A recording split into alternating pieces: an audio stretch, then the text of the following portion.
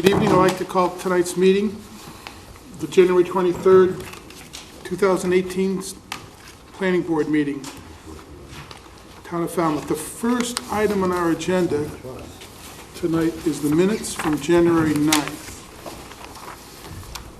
Mr. Chairman, I recommend approval of the minutes of January 9, 2018. Second. All in favor? Aye.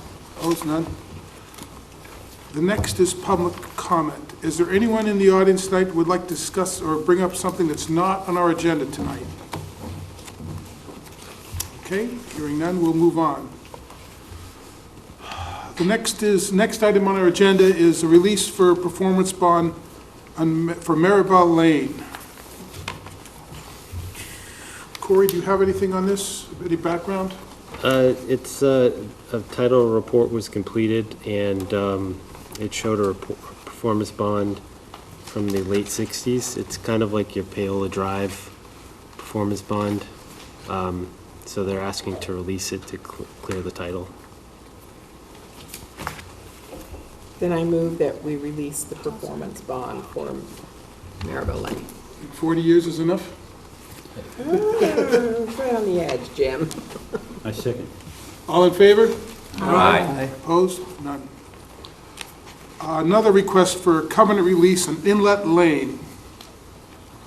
Corey, do you have some background for us? Engineering has done the inspection and approved the new road. So they're asking for a release of covenant. And I move that we release the covenant on Inlet Lane. Second? Any discussion? All in favor? Aye. Opposed? None. Next thing, approval. Not required plans received from January 10th through January 23rd. Applicant James Ware et al. Plan of land to divide into 3 lots to create 2 lots located at Lot 6, Lot 80, and Lot 81 Gansett Road. I believe we have a draft decision. Would you mind reading that? Okay. Motion, planning board vote to not endorse the below reference plan approval under the subdivision control law not required. Applicant James Ware et al. For the plan entitled Plan of Land prepared for James Ware et al. Gansett Road, Quistit, Falmouth, Massachusetts, being a subdivision of Lot 6 as shown on LC Plan 6125H in lots 80 and 81, as shown on LC Plan 6125W, prepared by BSS Design, dated January 8, 2018, scale 1 inch equals 40 feet. The plan depicts a subdivision as it envisions the creation of Lot 90 and on a 30-foot front right of on a 30-foot right-of-way that is not yet constructed on the ground. A way not yet constructed does not provide current adequate access. Therefore, the applicant will need further planning board reviews in the form of a definitive plan application. Second.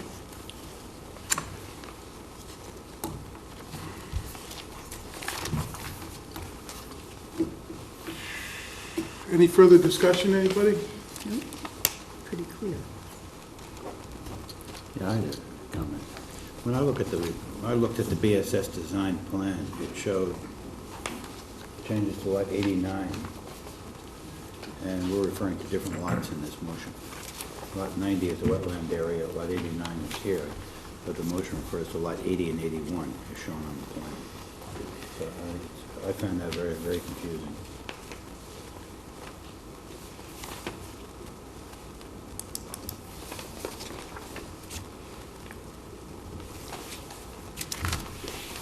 It's actually, Paul, if you look, it's lot 81 and lot 80, and it's being Combined. divided. Oh, it's a Former. Yeah. formal one. Yeah. Okay. All right. It's fine. Thank you. Well, it seems pretty clear, but Mr. Ment, you're here. We'll give you a few minutes to plead your case.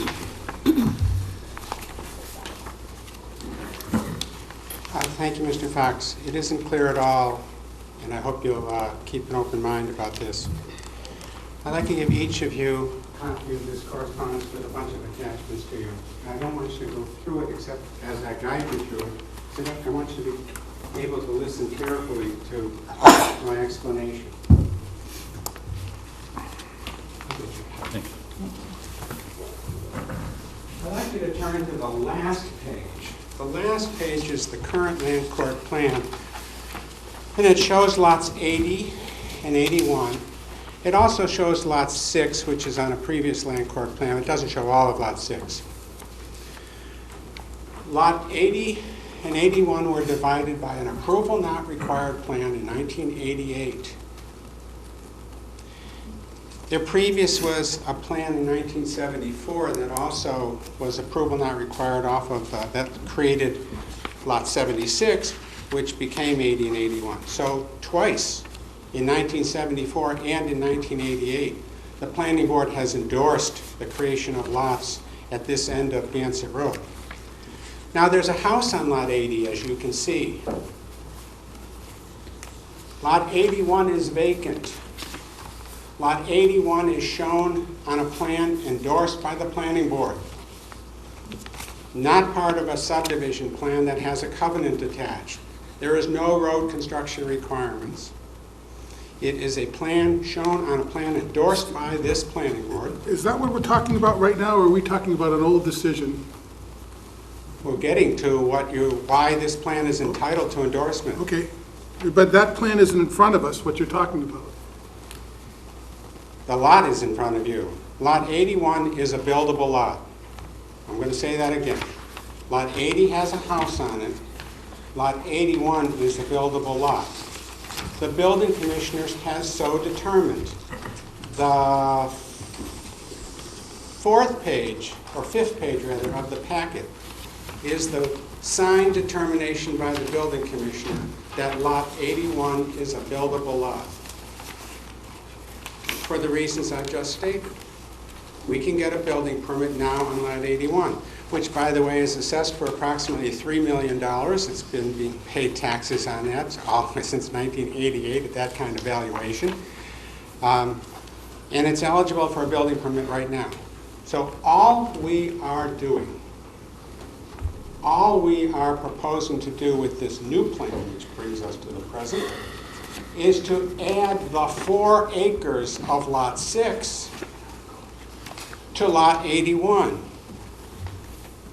And then redivide lot 81 as expanded and lot 80 to create a new buildable lot, not an additional buildable lot. Lot 81 becomes lot, I think it either 90, 90, or 99. And we end up with 2 lots of over 4 acres.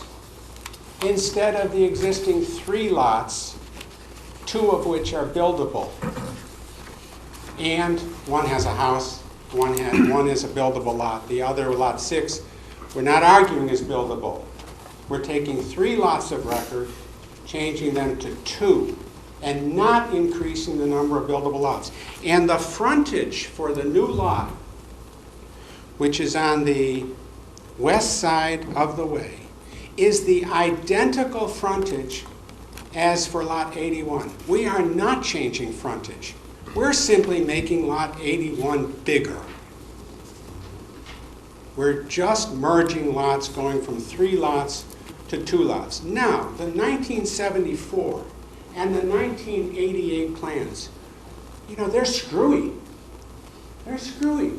They show the way extending through the lot to the south, lot 177.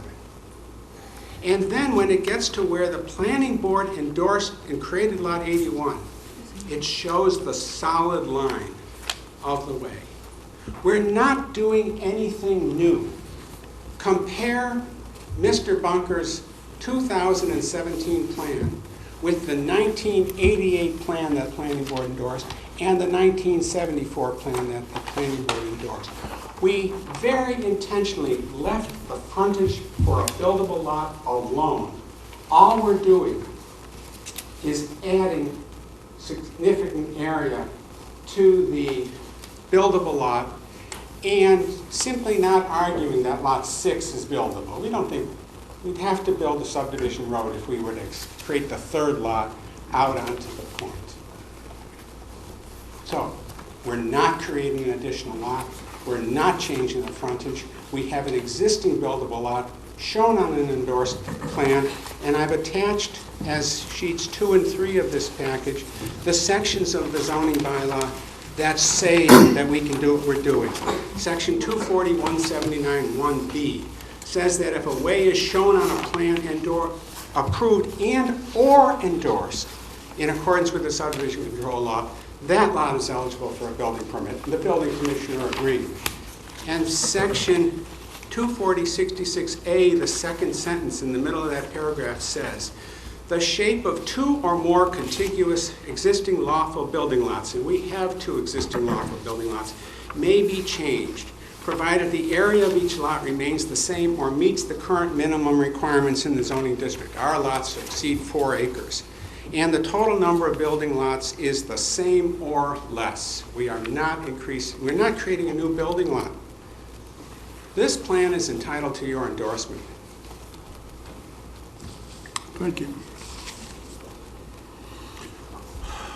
The condition of the road is irrelevant under the whether the question is it a subdivision or not? And we're not changing frontage, and we're not creating additional lots. Okay, you have to talk more, you need to go back to the mic, I'm sorry.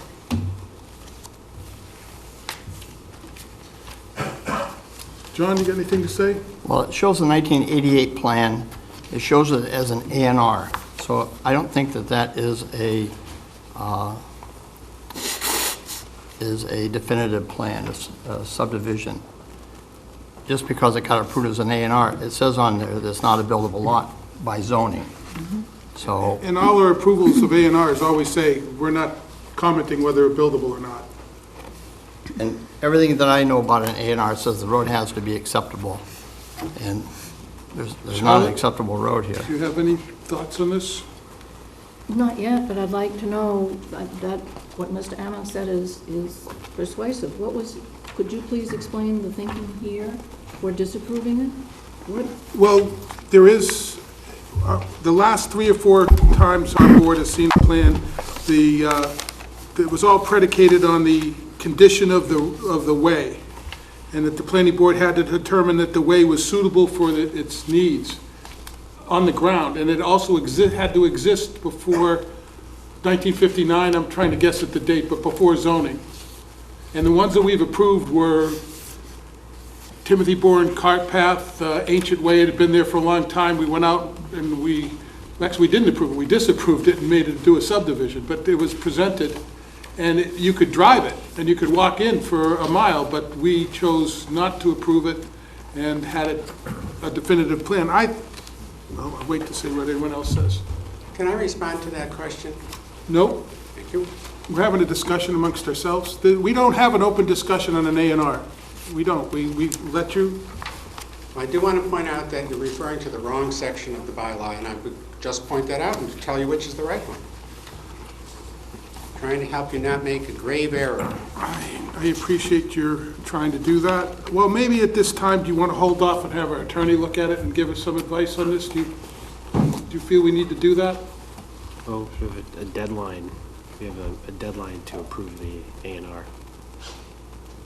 What's the deadline? January 29th. January 29th.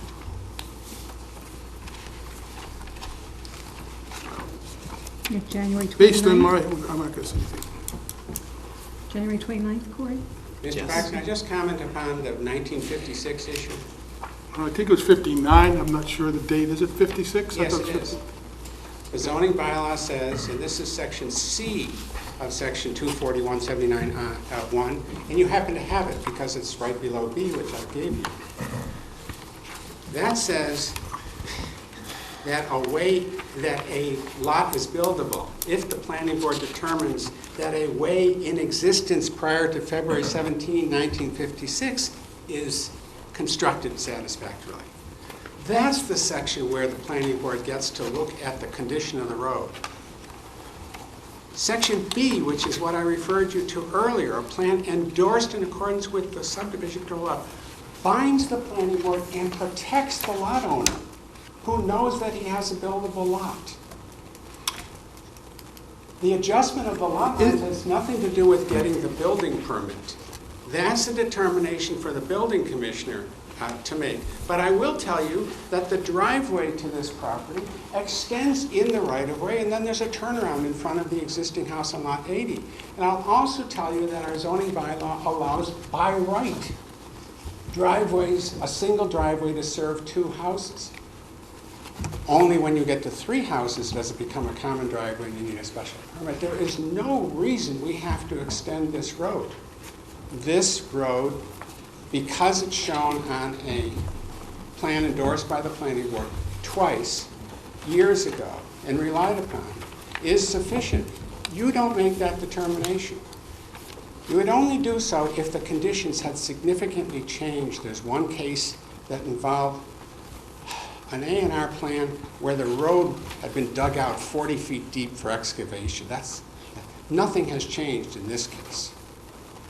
And so your bylaw says that this is a case where you look at the plans of record and it's fine. This is not the case for you to look at whether the road is, what the condition of the road is.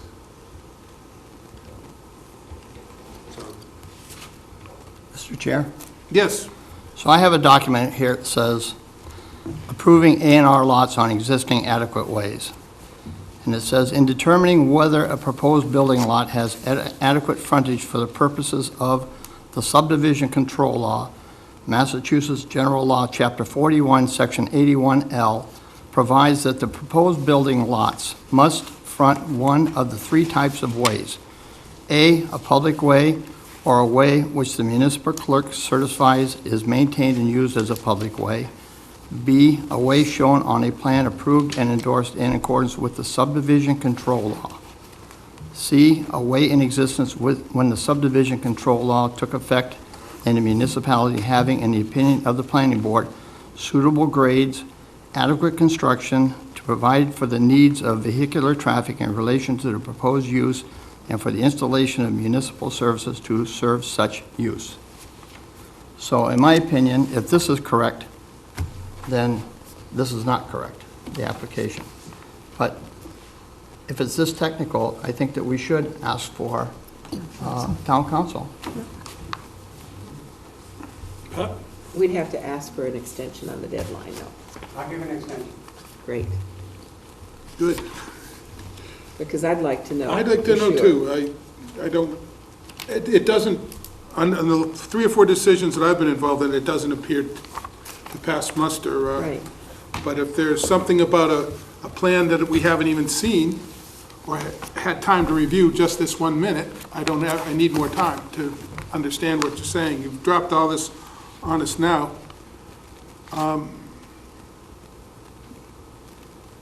So, Corey, how can we get time to review this? What do we need to do? I'm not even sure if you can extend an A&R deadline or approval, so I couldn't tell you. So you'd ask for an extension from the applicant. He's granted. He just did it. Granted. So, Well, I would give an extension alternatively, if you would like. I will refile. I'd ask you to waive the filing fee, and we'll just give you another chance to do this. And in the meantime, we can get the town council to weigh in. So we have a motion, so we... What I would like to do then is withdraw the application.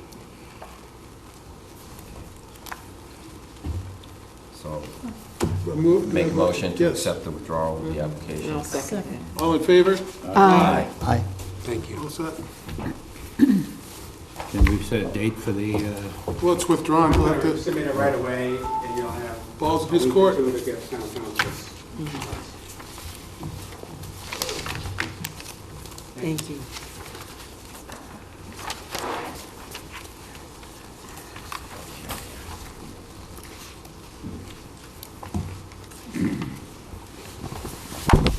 Okay, next item on the agenda.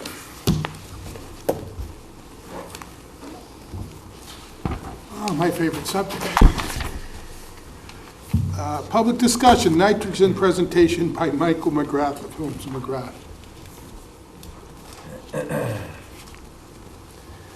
You also have the A&R for the town. Yeah, What? that's not on the Did I miss agenda. one? Yes. These two gentlemen Oh, are here. yeah. Okay, we Rather could, than have them be bored by me, perhaps. well, that, You have to approve the A&R for the town. It's not on the agenda. it's not on the agenda.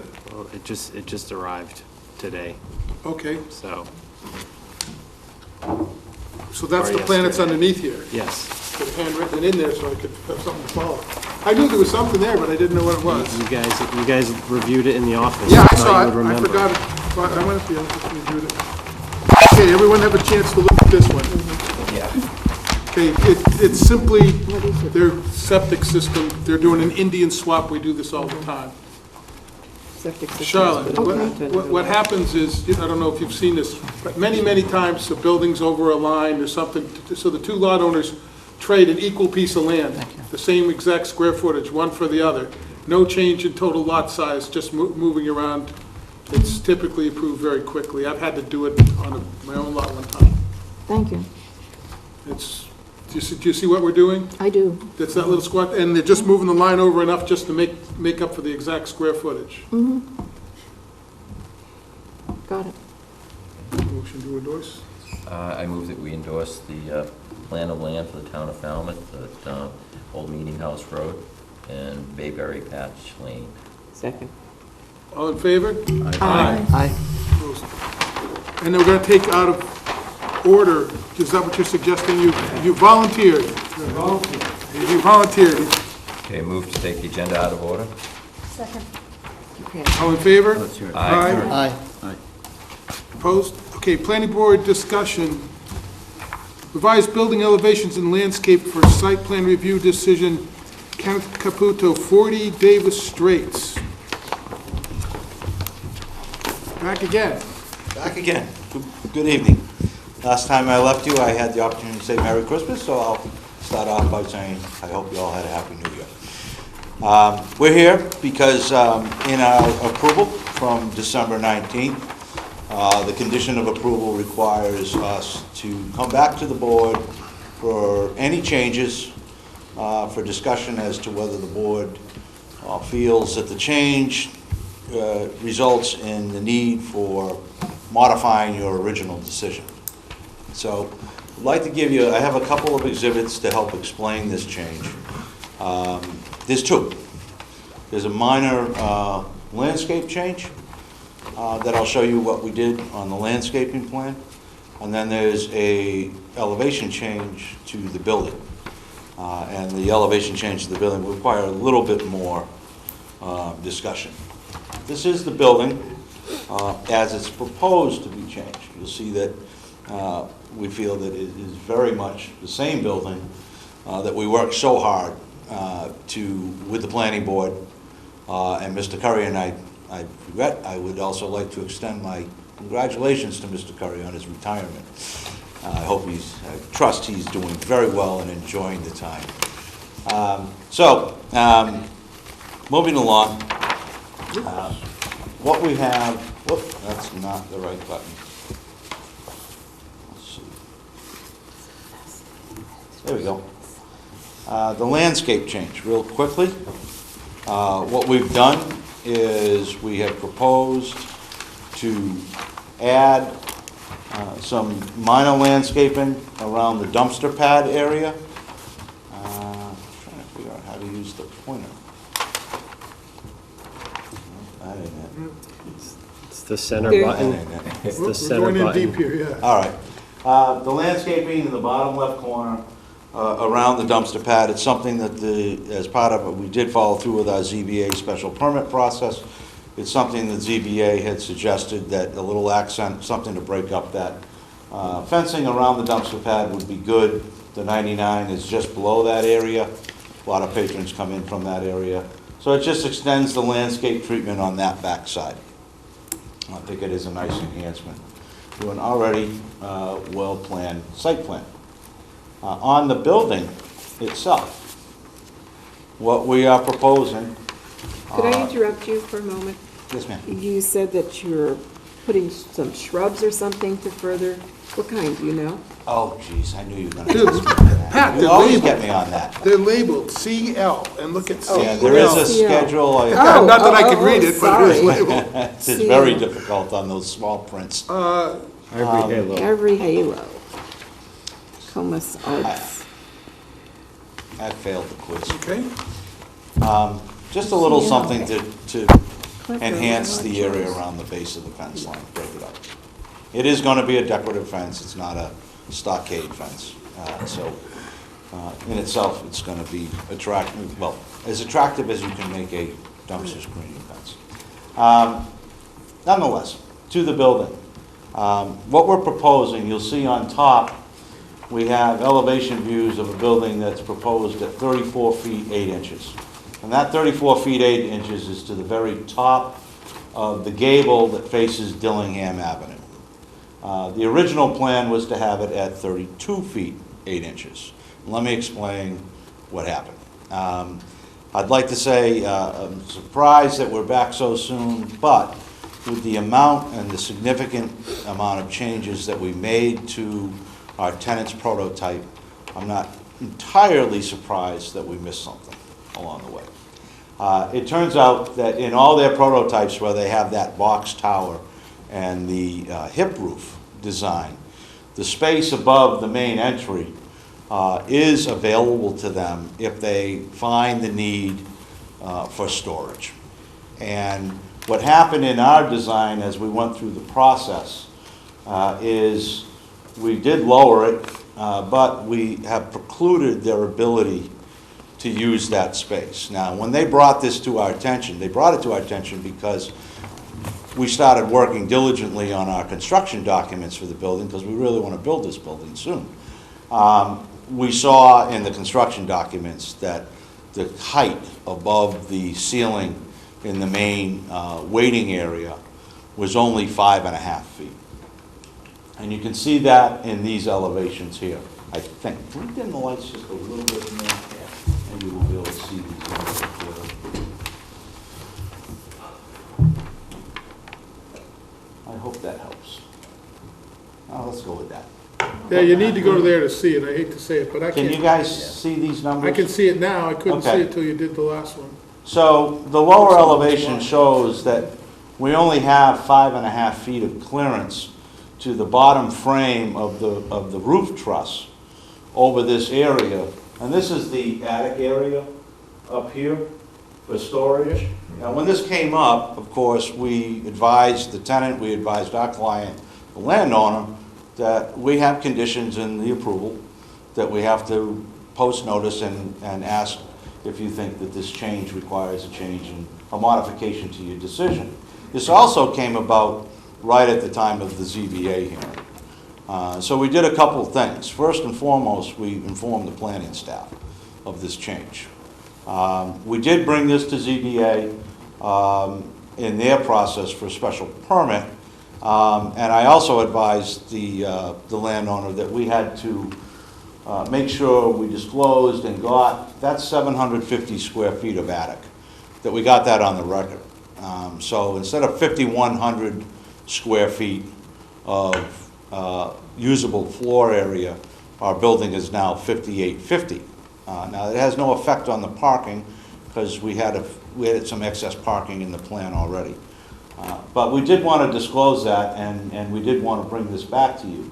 What we really need is we need a ceiling height of 7.5 feet, so that if they determine that they want to use that space for storage, they can. As I said, in all their prototypes where they have that box stone column tower and the hip roof, this has not been a problem in their other prototypes.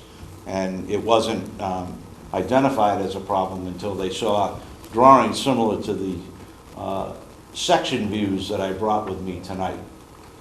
So they need the space. They don't want to be precluded from the space, especially in this location, because it is going to be their most remote location. They've already learned the lesson of the further they get from where they began, architectural changes are probably going to happen, especially when you come over to Cape Cod. And we really think we've still delivered on that design that we worked so hard with you folks on. I have this exhibit just quickly, and this is not intended, these are some buildings around Falmouth, and I almost wish I had screened out the elevations. I'm not showing these to establish, to take a position of precedence in any way, shape, or form. What I'm showing these for is to show that we have a building here that's 31 feet. I do like the relevance of the positioning on the street, very similar to what we're doing. We have a building that's 34.9, similar to what we're seeking the modification for. Another one at 33 in the background. I'm not sure how high the Davis Straits, 80 Davis Straits building is. But the point of showing this is the difference between the 31, the 34.9, and the 33.5 is really undetectable when you look at these buildings. And that's how we feel about the change from 32.8 to 34.8. We provided that we're looking at the same architecture. We think that our presentation, and by the way, I'm prejudiced about this, but I think our building looks really, really nice. We have the advantage of two levels in the roof line and the sill lines, the gables. It really does help our building appearance tremendously versus the 2.5-story structures I just showed you, residential uses. But nonetheless, what we're looking here is at a landscape change that we think is de minimis, a building height that our tenant needs to have the availability to, as the business goes and grows. They are required to keep records on site, by the way, because of their use. We have an architecture that remains substantially, entirely unchanged. And we believe the 2-foot difference is undetectable.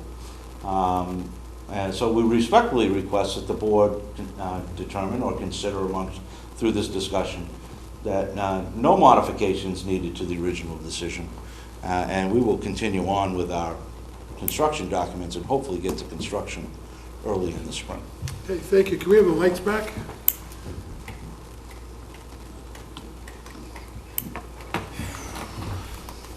Charlotte, what do you think?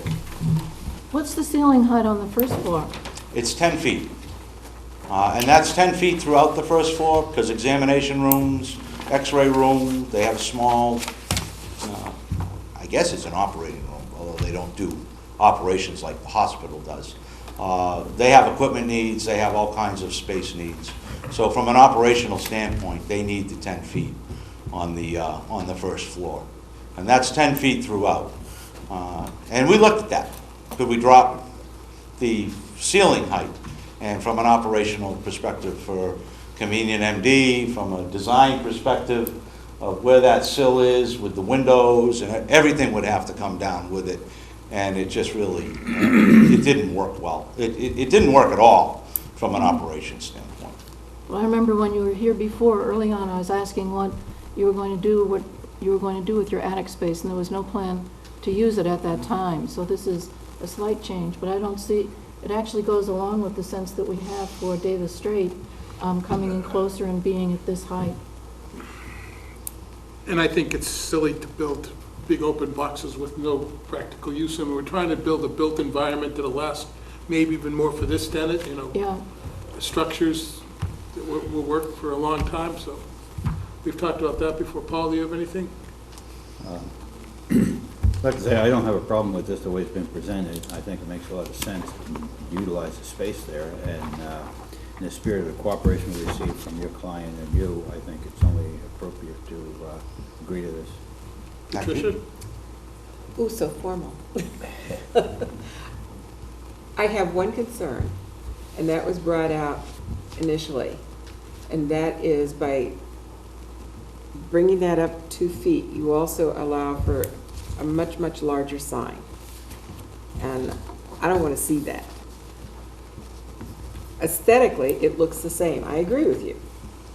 But I don't want to see this as, again, the billboard we were talking about previously. That's understandable. Our responsibility to the landowner is to get a building permit, not a sign permit. So honestly, the operational matter that I explained is why I'm even back here. Because they have a long-term potential need for file space, if they're successful as I think they're going to be, then I can automatically see that they, from their floor plan where they provide so much service in terms of patient rooms, treatment and whatnot, that they're just out of space for file storage, which they have to do. So I understand the long-term plan and contingency that they want available in their buildings. They have it in all their buildings. We didn't understand that when we made this change. And I can see that, but now when you've explained, and I understand the need for storage of perhaps files up there, have you planned in fire suppression in that area? That'll be a matter that we'll have to comply They're with. going to be required to do. They with are the- required. That'll be a building Okay. code. That's the new building code. That's Right. not his choice. He'll Yeah, get that so, downstairs. Okay.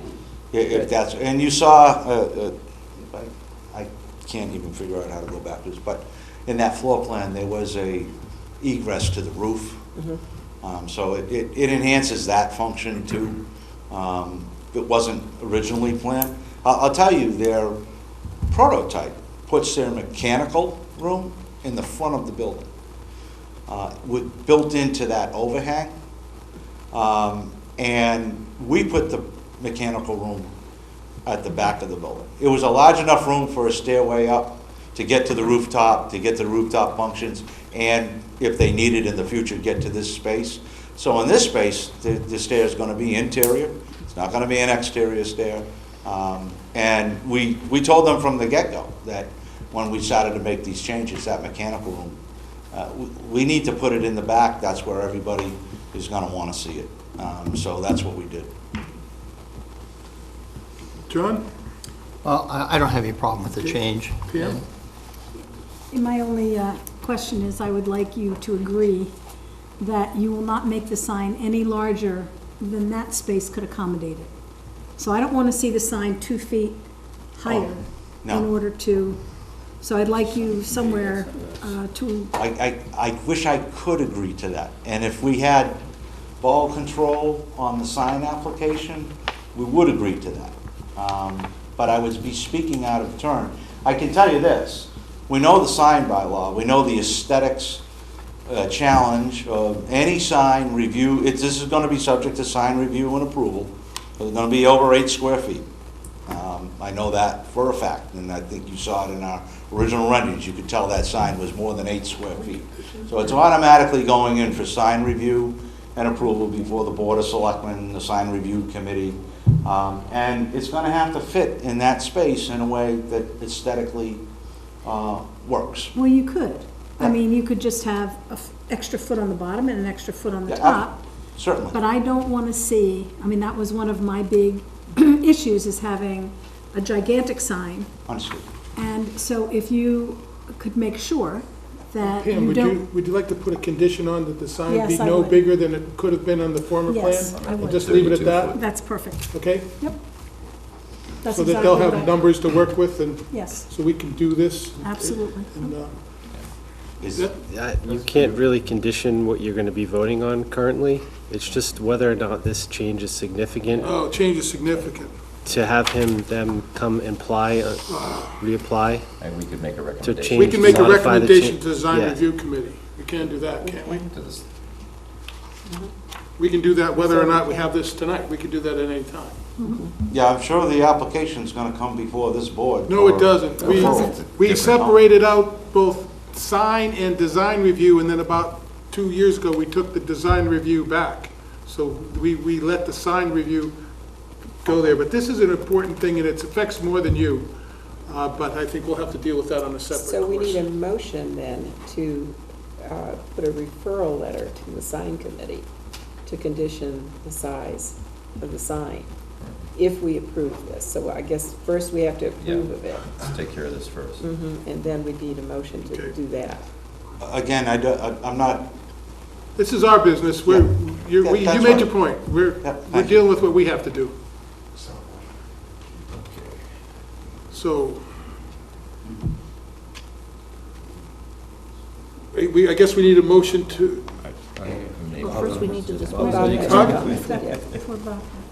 sorry, I skipped you, Bob. Yes, you did. No, initially, when I saw the height going up, I'm thinking to myself, well, a two-story building is typically about 30 feet high with a 10-pitch roof. But I want to, and what I didn't see in our email attachments was the section drawings. And I'm glad you had them, because that's what made my decision for me, was actually seeing the section drawing. Good. So I could make a determination that it wasn't just to extend the height of the building, just for the sake of extending the height of the Yeah, building. and So- we looked at expanding the building footprint to get them more storage, and I have some feelings about that site plan that I said, no, I'm not gonna go back and ask for that. And I haven't built a lot of buildings, but all the ones I have built have been 34 feet, Yeah. 9 or 10 or 11 inches, with a certified height as soon as they put it in, that they shoot that and make sure it's right. Right. So I think we should just break these two things into two different pieces. That's fine. Approve this plan, and on another matter, let's go to the design review committee and ask them to please take into consideration the size of signs on larger buildings. And we can deal with them totally separate. That's what I think we That's have to fine. do. You all set with that? Okay, so a motion to approve? So move. Second. All in favor? Aye. Opposed? None. Thank you, folks, and Thank you. I think. Thank you. Happy Easter. Look forward to seeing. Michael, thank you. I'll try not to bug you again in time for Valentine's. So now we need another motion. Okay, I move to go We can do that anytime. No, we want to do it now. Back to order. back to order. Yeah. I make a motion to revert to our original agenda. Second. All in favor? Aye. Okay.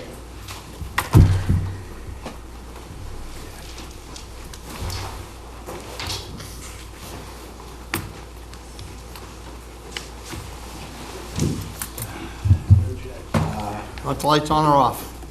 I'm gonna be talking to, wow. I'm gonna be talking to the screen. Screen won't talk back to you.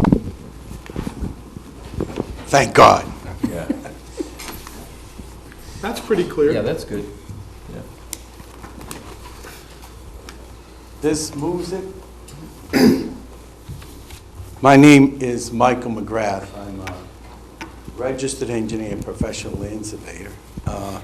I'm basically a skilled practitioner in the reduction of dissolved nitrogen in water. Am I an expert?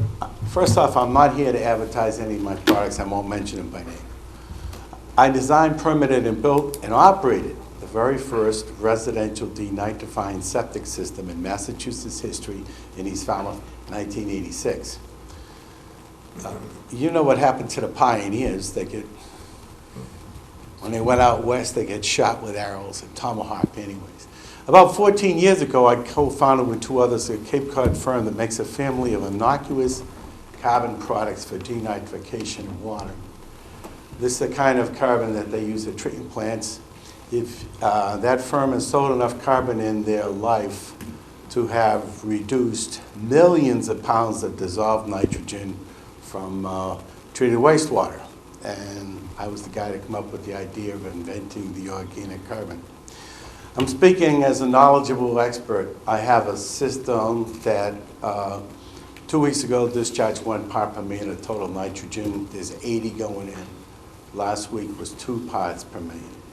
There's been other times that's been worse, but there are times when the systems work well. The size of that system, gallons per day? It's designed for 22,500. It has about 7 to 8,000 gallons per day going through it. 8,000 gallons per day. Yes. So anyways, I'm trying to enlist and enroll the Where is town. that? Is that installed someplace? Oh, it's been installed for a long time. It's in Yarmouth, Massachusetts. Okay, I'll look into it. So be happy to share some data with the town. Sorry, keep going. Anyways, why am I here? I'll be blunt. About 2 years ago, in the summer, I kept driving by West Falmouth Harbor. And I got angry as hell because, let's put it that way, that's my harbor. And in spite of, for instance, the town making sure that people build the nitrifying septic systems, they're actually, when people did do it, they were given no credit for that benefit. I had 3 of my systems in West Falmouth Harbor that were removing over 80%, and yet when it came time to get permits, they were given a hard time. 2 years ago, it was you should have seen the floating scum, especially in the upper reaches of West Falmouth Harbor. So I told the Water Quality Committee I was going to go to the West Falmouth Association meeting and raise hell, because we weren't doing anything. What actually happened, by happy coincidence, the Buzzards Bay Coalition got a grant, and they were going to put in 20 D-nights. And up until that time period, they only had 2. So they were making a presentation to the people in West Falmouth that it's time for them to step up to their plate. And I spoke very similar to what I'm speaking today. And there was a dramatic increase in the cooperation of the residents. They have reached the 20 D-night systems. So I think if we tell the people how to save the estuaries, I think they'll step up to the plate. What causes our estuaries to degrade? I want to make sure everybody knows there's too much dissolved nitrogen in the water that drains to our estuaries. What's nitrogen? It's a fertilizer. And like I said, the water turns murky, there's floating mats of scum. I've seen these mats of scum sometimes in East Falmouth now at the upper reaches in the late summer. So, you know, we have to get on with it. And where does the nitrogen come from? Well, groundwater, drainage runoff, and from acid rain. But I put that in big words because I keep hearing things like, you know, we can't get it low enough because of acid rain. The major source of dissolved nitrogen is in the groundwater that drains to the estuaries. And where's the source of dissolved nitrogen in the groundwater? Wastewater, fertilizer, other subsurface discharges. This is in the groundwater that drains through. Isn't there a mandated program to fix the estuaries? Yes, you've heard about it. The reason I'm speaking is the mandated program is based on outdated science. It's way too expensive, and I gotta tell you something. We got 15 harbors. We spent $40 million to save 1. So it's ineffective as far as I'm concerned. It's been around since the 90s. If we follow the mandated program, there's not enough money in the federal, state, and town coffers. There was an estimate maybe 8 years ago, $400 million to sewers south of Route 28. If you follow and read some of these studies, there's no place for us to put the treated nitrogen after we collect it. And, whoops, I don't know what happened. Is that me? Yep. There are flaws in the mandated program we can take advantage of and restore the estuaries quicker and at less cost. And one of the things that the mandated program seems to say is only the government can remove dissolved nitrogen from water. I don't think so. What I have to look at is my town. You should be proud of our town. We've done wondrous things. The 300 Committee. Do you realize we own something like 23% of the developable land in Falmouth is owned as public open space owned by the town or the 300 Committee? There's other entities. The Salt Pond Area Bird Sanctuary owns over 250 acres. When I count the 23%, I don't count the land around the watersheds, the land around the town well, the land around Long Pond. We don't count the state-owned open space, the Crane Wildlife and Washburn Town. But not only have the people contributed, by the way, that I don't know how many of you remember it, but we actually voted as a town people to increase our taxes to buy some land, and that's unheard of since 2.5, and it's unheard of with this current background. But in any case, look at what they did at Mullenhour School. That was parents and the PTA, they raised over, well, they basically made a contribution of over $100,000 between what they spent and their efforts. Look at Highfield Hall. I will tell you something, the town DPW does not spend money on flowers, and yet look at the traffic islands. If you see people, you know, maintaining the flowers, geez, say God bless them. So, what would I do? I would clearly communicate to the people what their nitrogen impacts are and tell them how to fix it. We also need to have a coordinated regulatory effort to fix the estuaries. We need a database of real nitrogen inputs and real reductions. We need to set up a timeline to get some of this done, and we need to have we need to sewer what needs to be sewered. Now, you know I'm a proponent of on-site denitrification, but I stood up at town meeting saying in Mara Vista and Falmouth Heights, we need to sewer it because those people don't have the room. I'm going to identify later Seacoast Shores and Sea Pit as another area that probably is going to need sewers. And there's one other peninsula that is probably going to be, we're probably going to have to sewer it. But we need to focus on getting the estuaries fixed. Now, the mandated program does have sound science. There are many test samples taken, analyzed of the waters of the estuaries, and there's no question we need to fix it. There's too much nitrogen. The people can and we will fix it. When in the Chesapeake, this is kind of significant. I don't know if there's a highlight button on this. In the Chesapeake, they have a report that whenever there is too much dissolved nitrogen in the water of the estuaries and harbors, there's an increased mortality to menhaden. The fish develop lesions and they die quicker. So the loss is not from a lack of oxygen. The fish loss is probably from pharmaceuticals, personal care products, or household chemicals. We discharge so many of these that you cannot find the smoking gun unless you spend a huge amount of money. But we can fix that too. George Hoyfelder from the Barnstable County Health has proven that a flat Title V system removes pharmaceuticals and personal care products almost as well as some of the best treatment plants. Now, this is, notice I put personal observations up there because there's going to be some people that don't agree with me. Now, a major problem I have with the mandated model. This is a map of West Falmouth Harbor. Now, scientifically, it may be correct to show all those lines, but the bottom line is that it would have been a lot clearer to everybody to just put on the the outline.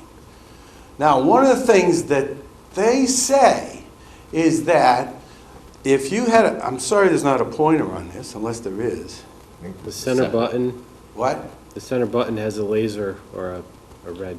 Oh, a little slow on the uptake.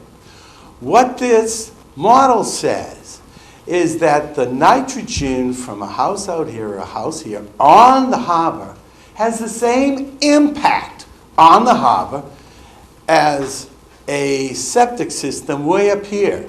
Sam Turner Road is somewhere in here, and this is the entrance to Ballymead. So I got to tell you something. Logically, think about that. They're saying that apparently the nitrogen moves without any degradation whatsoever, and somehow it affects that harbor. Well, I'm going to be blunt. That assumption's not valid. In 2000, there's a man named Francis Chappell published a textbook. Chappell says, and he proves, soil microorganisms are the biggest change maker in the groundwater. In 2009, the Water Environment Reuse Federation published a report on the characteristics of septic tank effluent. Most important, in 2016, the Chesapeake Bay program published a study that identified that dissolved nitrogen is slowly lost in the groundwater in coastal outwash plains. It should say dissolved nitrogen from septic tank effluent. It's a report published by and for the EPA. So, if we were to go back to that map, what the MEP study says is underneath that house up there is 23.63 milligrams per liter of total nitrogen, and under this house is 23.63 milligrams per liter of nitrogen. That doesn't make any sense. This is derived from the assumption that septic tank effluent has the same strength as municipal wastewater, or 50 milligrams per liter. What they basically have done is say, we know what the nitrogen is in the water, and we're going to balance the rest of it by basically adjusting every septic system nitrogen input. And however, the WRF study, the one I mentioned, says that the measured residential septic tank total nitrogen is 64 milligrams per liter. I know from my work that if it's discharging 64 milligrams per liter, that when it hits the groundwater, it's about 48 milligrams per liter. Look at that number, 48 versus 23.6. It's 200%. 200% more nitrogen hits the groundwater than what's in the MEP study. So, 200% more than the mandated model. So, this is just a quick diagram that just proves what I'm talking about. That shows the house, the septic system, and it just goes through how I did the calculations. That's not that important, but I used water meter readings from one of the MEP studies, Wacoy Bay. I adjusted it, and then I calculated what the kilograms per year is, which is what they use. Oops, come on. Then I did it with the real number from the WRF study. In 2009, I filed a report with DEP that said my observed septic tank effluent is averaged 80 milligrams per liter on residential. So, if we put in an effective denitrifying septic system on nearshore lots, and it removes at least 80% of total nitrogen, we can restore the estuaries in certain areas and minimize sewers. It has to be supplemented by, and what we want to do is get as much removed as possible. And so what I've said is later on, we need to map exactly how the groundwater goes and then tell the people where to put irrigation wells. Irrigation wells can be very effective removing not only nitrogen, but some of the contaminants of emerging concern. So there's also several promising technologies that can effectively denitrify septic tank effluent. George Hoyfeller, the county health agent, is working with, I forget, a state of Florida and an engineering firm, and they have what's called the tiered leaching system that effectively does removal. So whenever a treatment train in a denitrifying septic system has a flat area that they apply the raw wastewater, there will be a significant reduction of contaminants of emerging concern.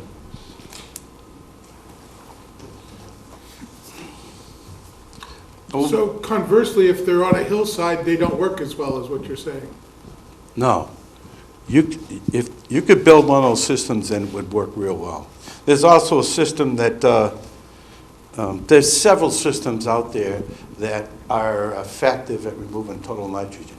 What I did, a very simple diagram that I drew that basically there's a soil absorption system, a house, the estuary. Basically, if we map this groundwater, you can recover a significant portion of the water if you drive an irrigation well. One of the things you want to do is, I have a patent on removal of contaminants of emerging concern, and basically, if you have a flat area and you have bacteria, like a leaching field, you will have significant reduction of contaminants of emerging concern. The same thing will happen as topsoil. If you spray the groundwater and it has some contaminants of emerging concern, most likely you will reduce it. Now, cesspools, they're common, they still exist. In West Falmouth Harbor, I think they've replaced 3 of them. And I gotta tell you something, I did the math over there, but they have about 240% more total nitrogen than assumed. The other point about a cesspool is that I'm always going to be talking about total nitrogen because that's what we should think about. In the past, we talked about nitrates. It's total nitrogen that counts. The issue about cesspools is that the form of nitrogen that could reach the estuary is very, very, shall we say, available, or the bacteria can easily use it. So now I design commercial and industrial wastewater treatment. Forget the word treatment. And we find that again in the mandated study, 50 milligrams per liter. Well, I gotta tell you something. That is the finest 1984 science known to man, confirmed in 95. You know what 95 is famous for? Windows 95 was first published. AOL was first published. So think of it. We're really relying on an assumption that septic system wastewater is the same as municipal sewers. Municipal sewers leak water in and out. There's dilution. They move miles. They cannot help but have partial treatment. So septic systems are designed now to be watertight and waterproof. I'll tell you, we've seen some amazing numbers. By the way, I had a residential system. It was 240 milligrams per liter. It was 2 retired people. I don't think they ever took a bath, or I shouldn't have said that, but did laundry. But anyways, so what we need to do is not only enlist and enroll the people and tell them they need to put effective denitrification in, but we also need to have coordinated bylaws so that all permitting agencies, every permitting agency has the same goal of protecting the estuaries. We need to establish timeline goals when all nearshore lots will have denitrification systems installed. Here's the first thing, no matter what, we have a mandate. We have to meet the mandate somehow. They are open to having us come in and show them that we're going to get there. So, require that the total nitrogen of septic tank effluent be tested for all septic systems. You're going to need a significant data. And I'll tell you something, you're going to separate it by use. You're going to be amazed. I am prohibited by a contract and the client refusing to let me ever disclose. But there's a commercial septic system in Falmouth that has 186 parts per million of total nitrogen, and the total nitrogen assumed is 50. So we're talking about enormous strength wastewater that will not be effectively treated by the soil bacteria. So we need ongoing reports in the final effluent from all on-site wastewater treatment systems. We require that the systems work. I have 3 operators. We operate 100 small-scale systems, and there's a couple of systems that they just don't work, but nobody enforces anything. So we need to insist. I think that's important to install the irrigation well and use the groundwater for irrigation. Mike, you've said this 3 times. I just want to make sure I understand you. If you put an irrigation well on your property and you're near the water, you take the groundwater up and you sprinkle it over your lawn and it filters through the soil, you're filtering out these nitrates and these other chemicals. Is that what you're saying? What I'm saying is that the bacteria in the topsoil, Soil part does it. You don't filter, it gets bacteria eaten. in Okay, the that's, topsoil, the bacteria, I got you. I've been doing it They for years use and it. didn't even know. their food. You made your point, thank you. We have some drainage systems that drain into our estuaries. And nobody knows what's in that water. It's all over the place. And I've learned never to make an assumption about any of that, but what the town's got to do is monitor it. And then they not only have to monitor it, but they have to treat it. There's ways to treat it so you can get, you can drop the dissolved nitrogen in the drainage runoff. If a test of septic tank effluent shows high total nitrogen concentration, require on-site denitrification, no matter how far from the estuary. The reason I say that is that the high strength total nitrogen, the bacteria won't work, and once they won't work, then the nitrogen will reach the groundwater and go forever. So, how does septic tank effluent attenuate the groundwater? Septic tank effluent has more dissolved carbon to nitrogen. Carbon is food for the soil bacteria. I have a quick, simple diagram. I just want to refer to it. All right.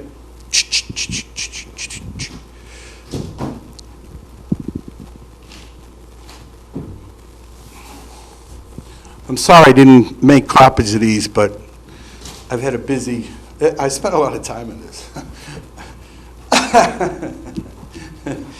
I hope you can see that. I'll put it here. That little guy is he's a soil bacteria. Now, people's eyes are going to glaze over. He's going to talk about bacteria. The soil bacteria are completely innocuous. 90% of them are affixed to the sands. They don't move. There are 10% that move, but these guys are I forgot my melon.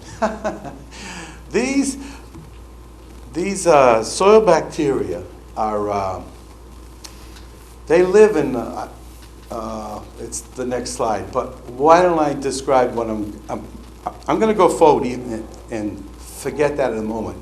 These guys, there are thousands of them in a cubic centimeter of soil. If you pictured your house, picture your house as a great big sand particle. A melon, I forgot to bring the melon, I'm sorry. If you would have pictured a melon being like across this wall, let's say there were 6 melons glued. Across that wall, 6 melons glued. That's how the soil bacteria are. And they are living in a dark, wet desert. If you think about the desert, there's animals in there, snakes, horned toads, there's scorpions. These things are let's say, very opportunistic when there's food.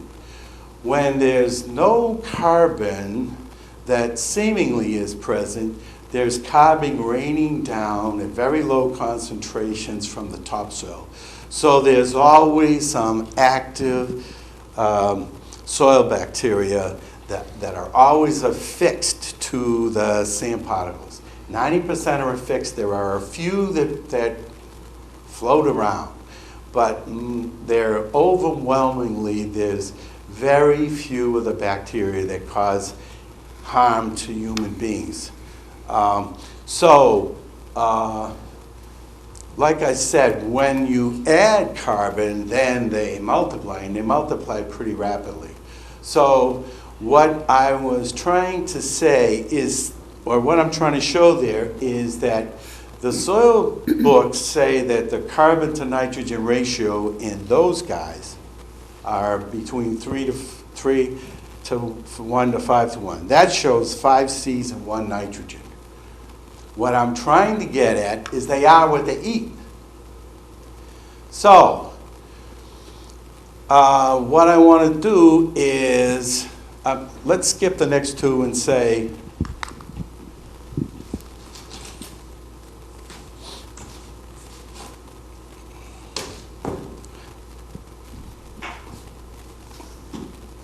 No, I didn't bring it. Right here, let me go back to this one. I'm purposely making this simple. It's a little bit more complicated than this, but this explanation was good enough for me to get a patent. If you think about it, they are what they eat. When you have Title V system, you can't read that. I use the carbon to nitrogen ratio that's in the WRF study, and I multiplied it by 3, so it's in round numbers. So I think there's 5 carbon to 3 nitrogen. What happens is these guys, all they want to do is eat, basically, 4 carbons to 1 nitrogen. However, there's another process that if they get enough of them, they will cause denitrification. Denitrification occurs when they've used up all the air and then they attack a form of nitrate, nitrogen called nitrate. And denitrification does occur, and it occurs under here in that even if this looks like coarse sand, 25% of that is lost. So denitrification is common in the soils. It's described as in the wherever the voids in the soil are very tight. Whenever there's always little places where the soil texture is very fine.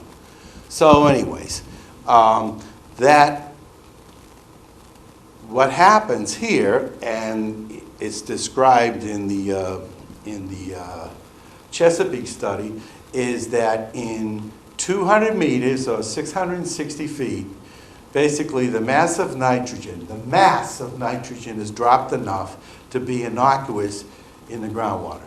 What I've tried to show is that there's mixing and the nitrate actually drops in depth. And so while there's dilution, they actually have kept track of the mass, and the mass is gone. That's important because if you go back to West Falmouth, we don't have to follow that chasing nitrogen for a mile or more. We can focus on close to the estuary.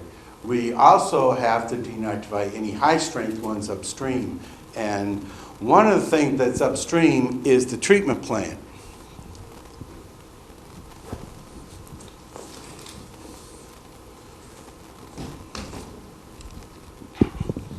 And the treatment plant's doing most of the time it does real well. It discharges 3 parts per million. Why is that good? Because that's thought to be the concentration at the ocean that doesn't cause any significant damage. So 3 parts per million is very good. So what happens when treated fluids discharge into the soils? Treated water has got the wrong ratio of nitrogen to carbon. Wastewater treatment is based on what's called biochemical oxygenation. It's a test. It's an ancient test. It's how much oxygen is used in 5 days. And then they have total nitrogen, and what they do is they lower both as low as they can go. The trouble with that is that the soil bacteria, this guy, he wants carbon. Even if there's tons of these and thousands of them, if you discharge treated water onto them, they eat all the orange seeds and they will take in their body perhaps 25% of the nitrogen. There'll be some additional loss, very minor, in the denitrification that might occur wherever the soil void is very small. The bottom line is, what do we create? We create nitrogen pollution, and that goes miles. I call that virulent. So what I'm trying to get at is if you don't have the right carbon to nitrogen ratio in what's discharged into the ground, you will get significant pollution of the groundwater from nitrogen. So let's go back to what this says. Fertilization causes significant pollution that does not attenuate. When you apply nitrogen to the surface, basically, you're not applying any carbon. Now, it actually is usually so much nitrogen, you overcome the capability of the soil microorganisms to reduce the nitrogen. So the nitrogen breaks through the bottom of the topsoil if it's not constructed properly. In the growth of corn, the application of fertilizer, if they put in a full year's worth of fertilizer all at once, it causes a partial die-off of the soil bacteria. Hello, you need the bacteria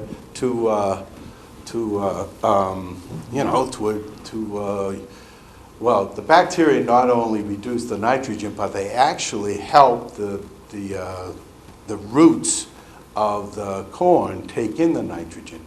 So anyways, if that happens, then more dissolved nitrogen escapes.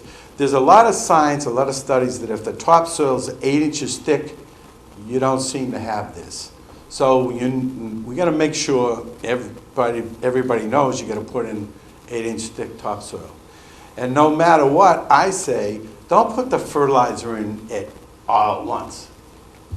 Put it in a little bit at a time. I recommended a third of the recommended application rate 3 times a season. Woods Hole Golf, there was a man named Flaherty that used to be the greenskeeper. And he was very focused on reducing the amount of nitrogen, and he actually did that. He would apply the fertilizer, he basically managed the fertilizer application so he discharged a lot less nitrogen. Some of the golf courses are going to what's called fertigation, where they actually mix the fertilizer in with the irrigation water.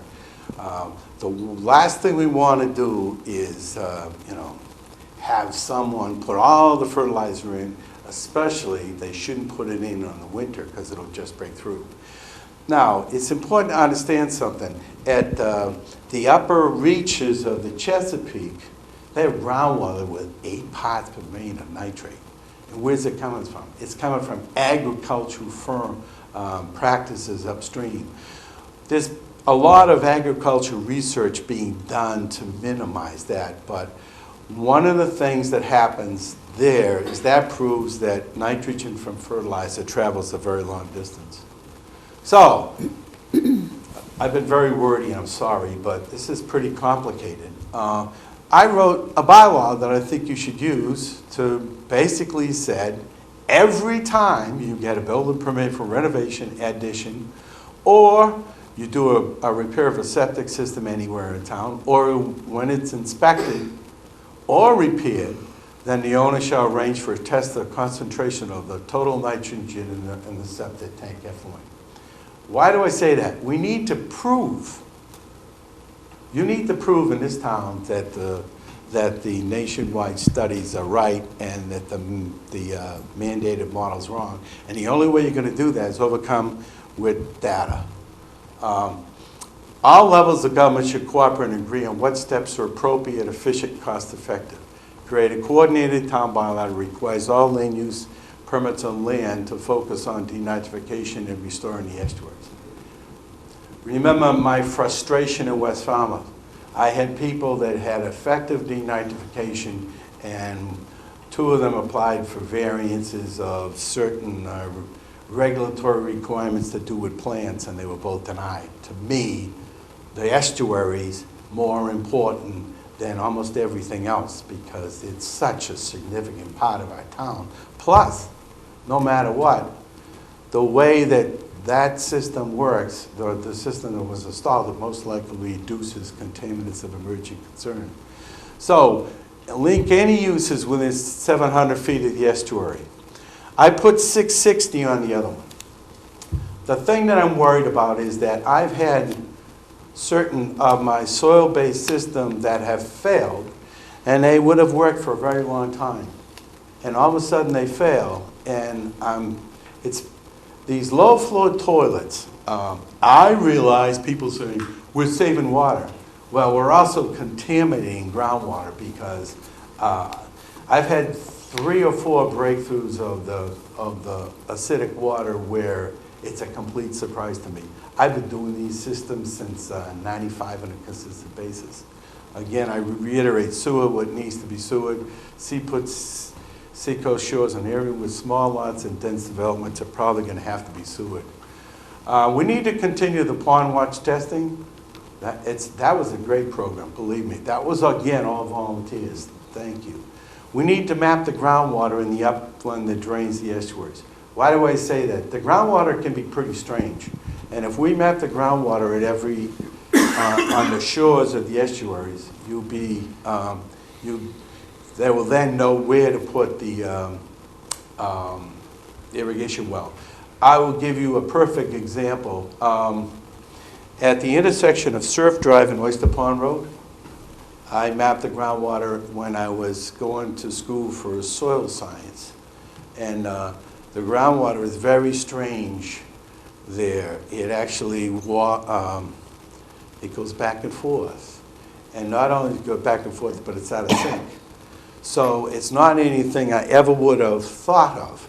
But that would be difficult to get an effective irrigation well there, but you could probably capture some of the plume. I always refer, I'm sorry, I skipped one, published protocols. This should be like, the Board of Health should publish how to grab a sample. For instance, because of the OSHA requirements, my guys know how to do it, they're operators. They go to school for that too. I always refer to nitrogen pollution as caused by total nitrogen, never just nitrates. The perfect example for that is if you have a cesspool in the groundwater, you're going to have ammonia, you're not going to have any nitrates. And so if people start saying we want a bylaw that limits nitrates, no, total nitrogen.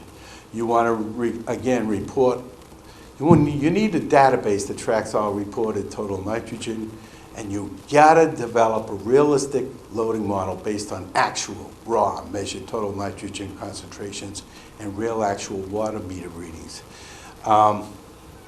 Landowners should be aware that low pH groundwater inhibits attenuation. I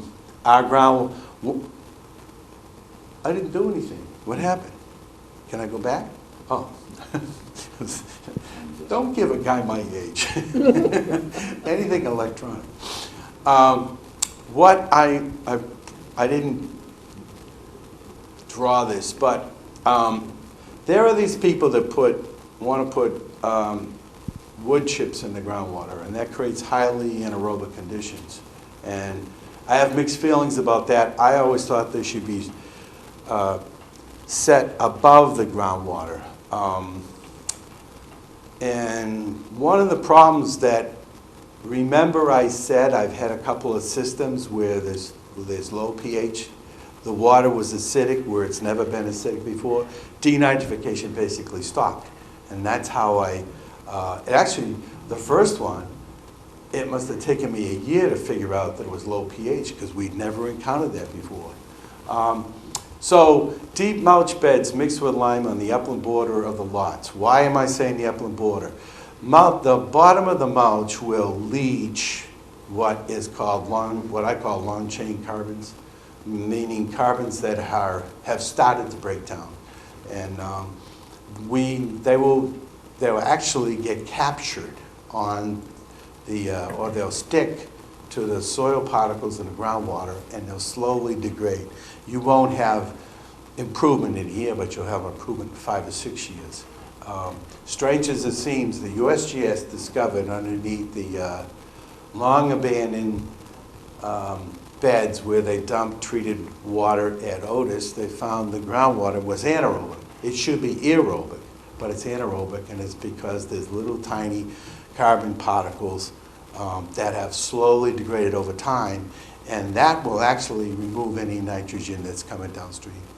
And we have to make sure that the people that have mandated these people are well-intentioned, but I see flaws in what they want us to do, and I'm sorry. I actually spoke at a seminar saying that it seems what you people always want is 3 solutions to nitrogen pollution: wastewater treatment plants, bigger wastewater treatment plants, and regional wastewater treatment plants. The bottom line is we spent $40 million for one estuary. We got 14 to go. I don't think we can afford to sewer as much. And I think you could actually get there if you enlist and enroll the people. I realize that I haven't been too specific, but this is a lot to cover in, 30 minutes. Mike, how much is one of those tests that you're recommending that every homeowner, every time something's done, that a test be made and filed with the Board of Health? What kind of cost is that? It's $35 in the lab. So what we need to do is make sure that, I would charge probably $100 to grab the sample. Oh, so the lab fee's $35, Yeah. $100? Yeah. Okay. Yeah, and I don't know why it went back to the beginning. But I'm here to answer questions. I think I showed you all these.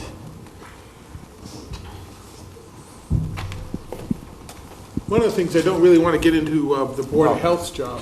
We got to Yeah. focus on our job. I think some of it is our job.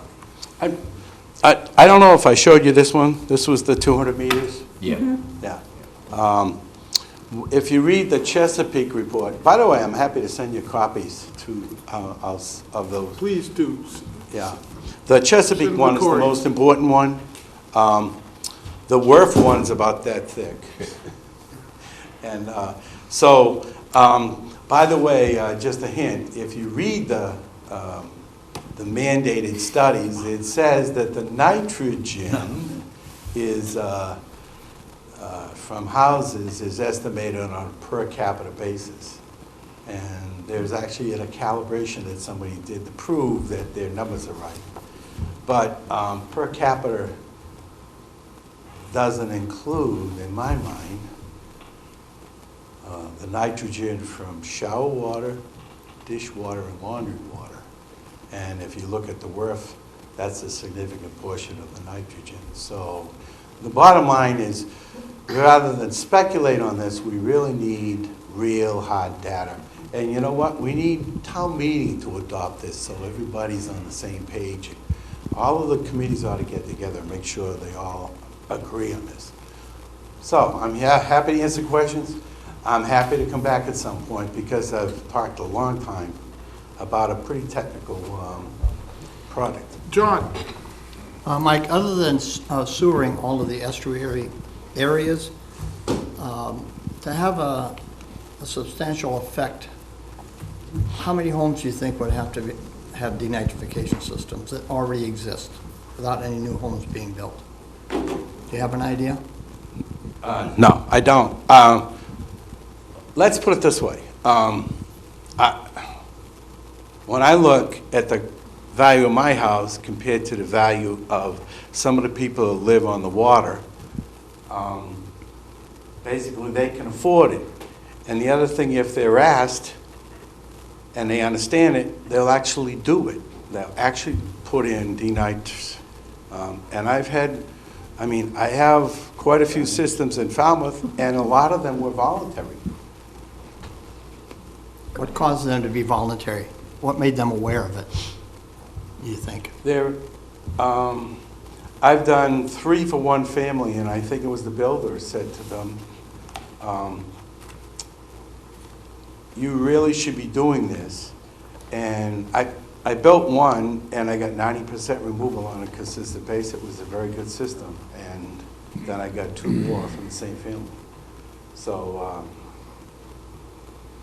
the bottom line is, I look at it is if, one, we make it, a condition that if you're going to rebuild your house, put in a D-Nite and put in one that works.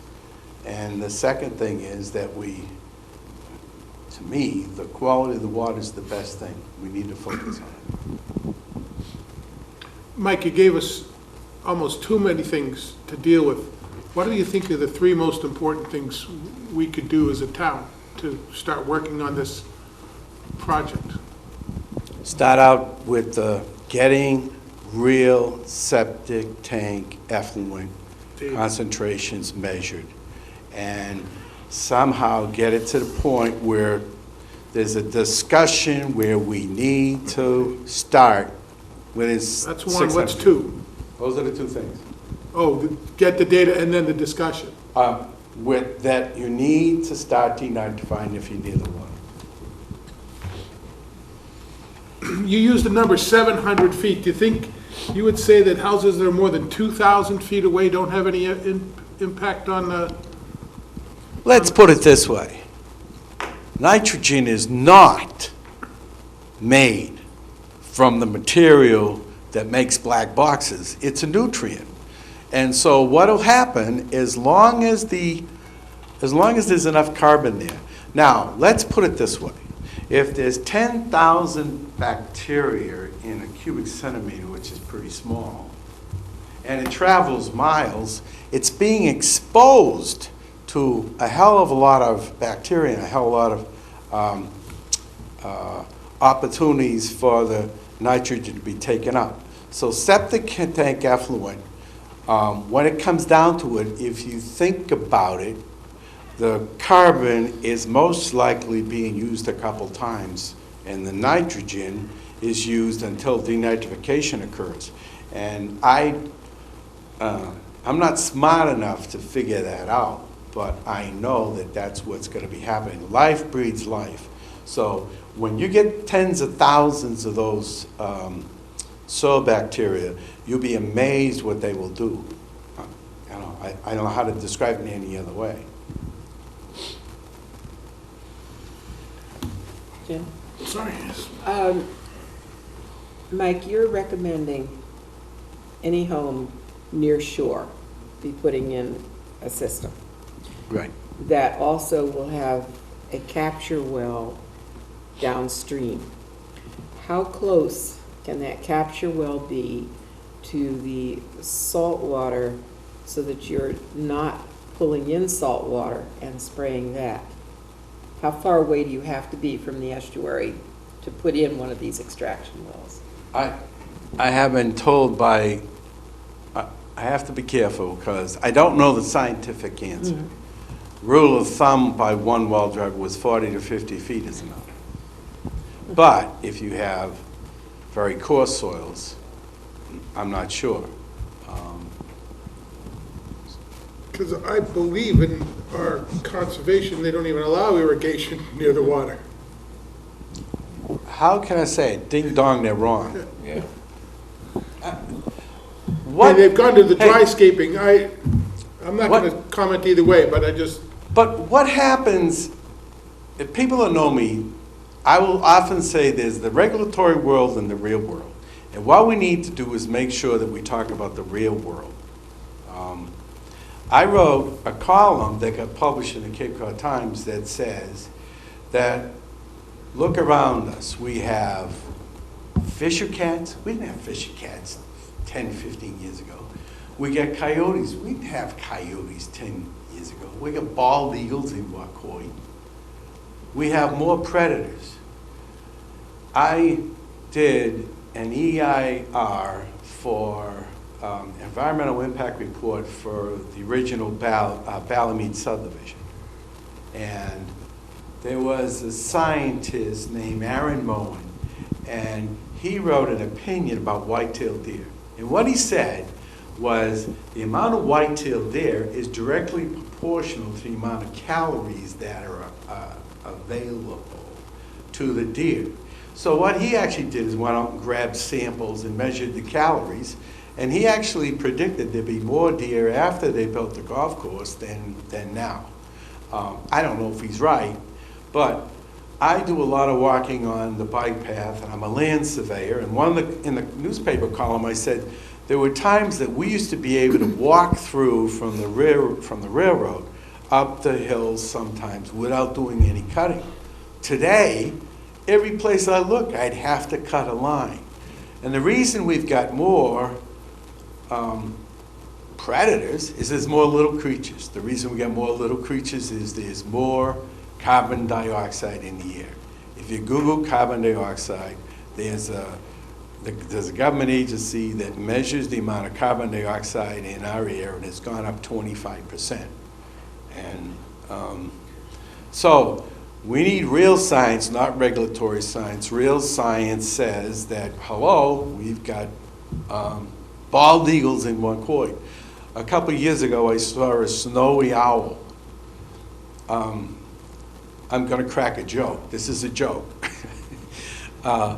There was a nonprofit hosted the head of Mass Audubon to make a speech.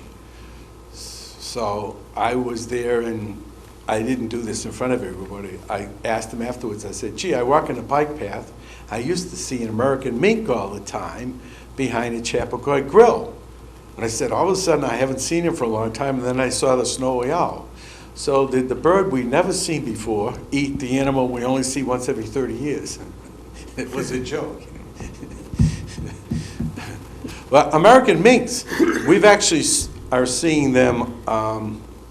My survey crew saw one about 6 months ago, and my wetland scientist saw one a little while ago.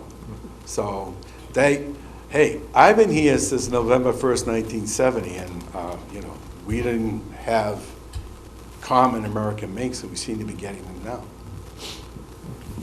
Okay. Yes, start down there. What does the denitrification system cost? What's the cost range? To be blunt, I don't really know. I would think the cheapest system would be Hoyfelder's system. What he does is he has various, well, he has a sand layer, and then he has sand mixed in with sawdust. And what happens is the sawdust degrades over time, and what he's actually doing is he's converting the nitrogen in the top sand to nitrate, and then the wood chips, sawdust is there's a guy that owns a patent on wood chips. Sorry, I didn't mean it. The sawdust provides the carbon source. And he's getting very effective removal. It's passive, too. So it'd be about the equivalent cost of putting in a new septic system. Well, it'd be more, but not that much more. To me, Massachusetts refused to prove it, but there's a system called the contour trench system from Nova Scotia, and it's nothing more than if you had let's say that your septic tank effluent was discharged into a stone trench that ran the length of this room. It dropped down through 12 inches of a special sand, and then there was a slanted surface, and in 20 feet that removes 70% of the total nitrogen.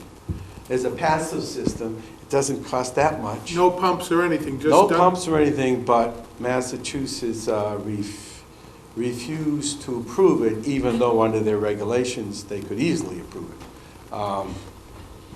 Don't ask me why, other than that I know how to make that better. I am what's called a skilled practitioner. I'm not a scientist, but occasionally I've written 2 papers, and I've been asked to review them. And when you review them, you basically agree you're not going to try and profit from them. So the contour trench system, I peer-reviewed the paper that described it, and I recommended to the state that they be approved, and I never got anywhere. I think this is a perfect opportunity for our local comprehensive planning group to come up with a couple of action items. A few anyways. There's a couple. Underwater and wastewater. Yeah. You need Underwater someone who's, Well, we have the dogged? right goals and policies already in place. And some of those lists look like they actually could be action items. Paul? Mr. McGrath, the Falmouth Water Quality Advisory Committee is responsible for a lot of these issues, and they're using an adaptive management approach from everything from sewering to reactive barriers to inlet widening. Have you made this presentation to that group? they know that I'm speaking, they support me speaking. I spoke to Eric Turkington and told him I was going to do this, and he said, good. Because a lot of the things you're talking about, they're already trying to apply, including the data gathering that. in One areas. of the problems that I see is that when I went to one board and said it's time to denitrify, they said it's up to the water quality management. Well, they don't issue permits. Yeah. And we're the ones that bring things to town, bylaws to town meetings, so some of these things have to fall on us. I don't think all the science is gonna be something we're gonna be describing to people. Patsy, Oh, sorry. thanks. But there are some of the more basic steps that I think we could get going. Yes? Should be more Mike, do covered. we have any idea Right. in town, the impact of, being able to turn in pharmaceuticals has been in terms of lessening the impact on groundwater? It's just moving. Yep, back to the mic, please. There's a woman named Laurel Shader. She works for the Silent Spring Institute, and she's done several different scientific papers where she has found contaminants of emerging concern in groundwater all across the Cape. I think she even did some in Wacoit. There are septic systems like a cesspool. There are septic systems that have leaching pits. Basically, they're big precast cylinders with holes in the side. They won't remove effectively the pharmaceuticals. You need the flat surface, and there was quite a time period where they got away from the flat surfaces. So there's a lot of contaminants of emerging concern that she finds. Now, they're finding them in parts per trillion. Now, parts per trillion to most people, what's a part per trillion? Well, I'm 200 pounds, perhaps, and the amount of vitamin B12 I need to ingest every day to keep myself healthy is 1 in 33 billion.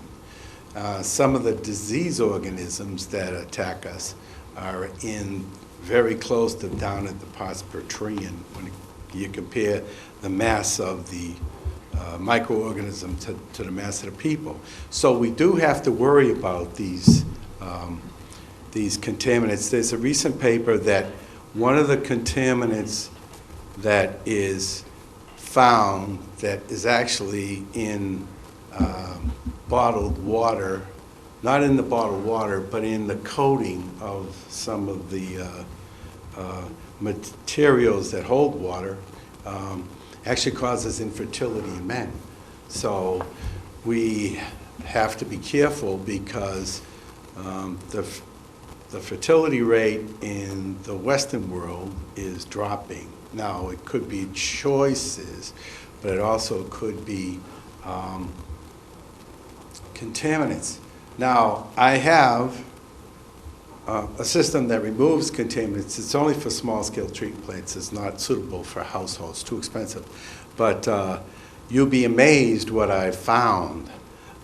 There's a coating called nonylphenol. It's a chemical that's in the coating, and I found it to be very significant in concentration. 3 parts per trillion in a lake killed off all the fish in Ontario of what they call an endocrine disruptor. So I learned at the age of 68 that I was reducing these chemicals I never heard of, don't know how to pronounce nor spell. But we do, it's sort of it's beginning to come in the forefront, and Laurel Shade is doing a great job.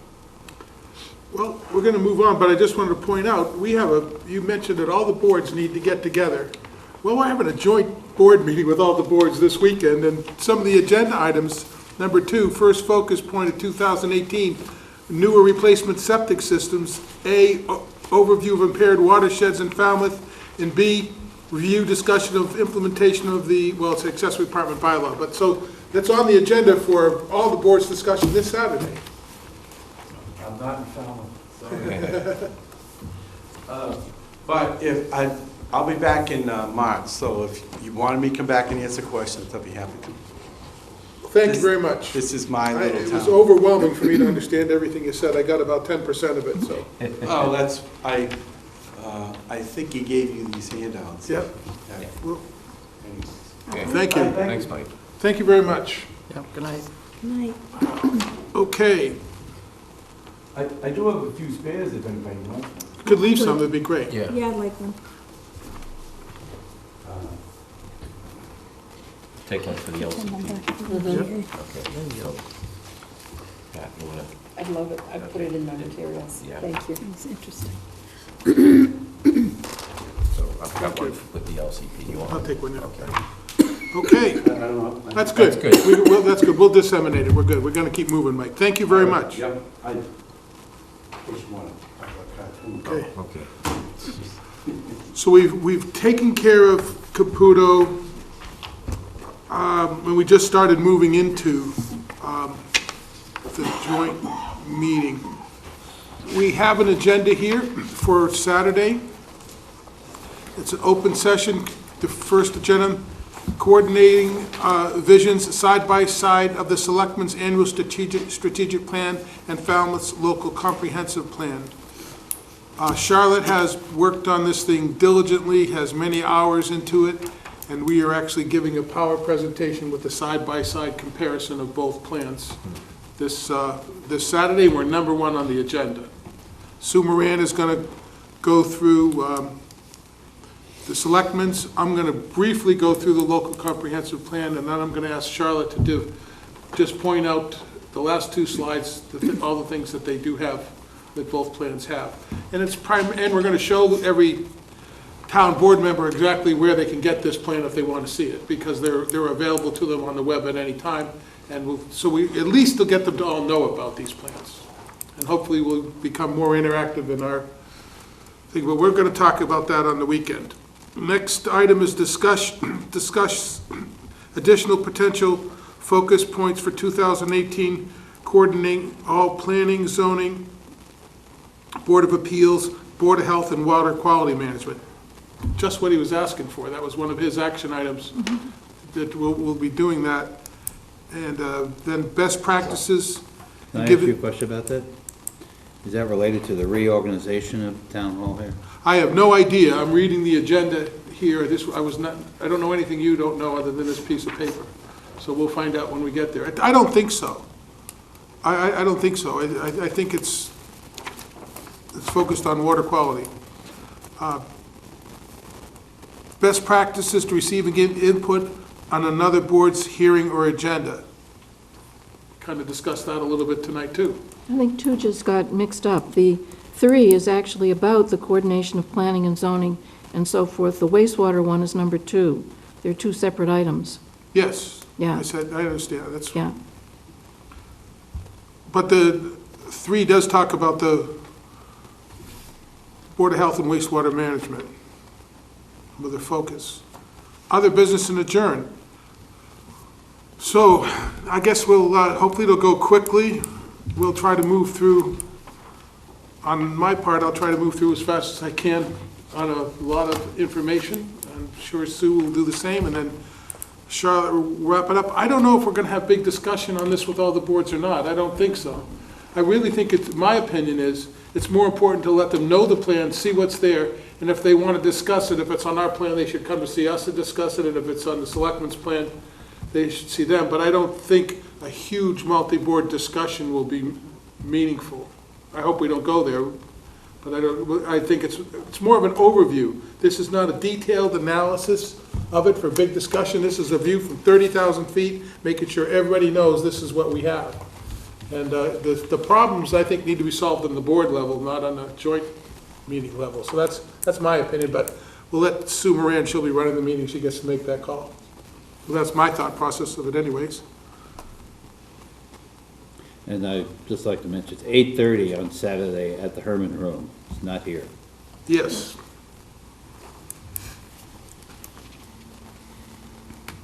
Well, the last one we had went pretty well. I think people came out of there feeling good. We got a lot done, got to actually know who's on some of these boards. You get to hear some of the things they talk about.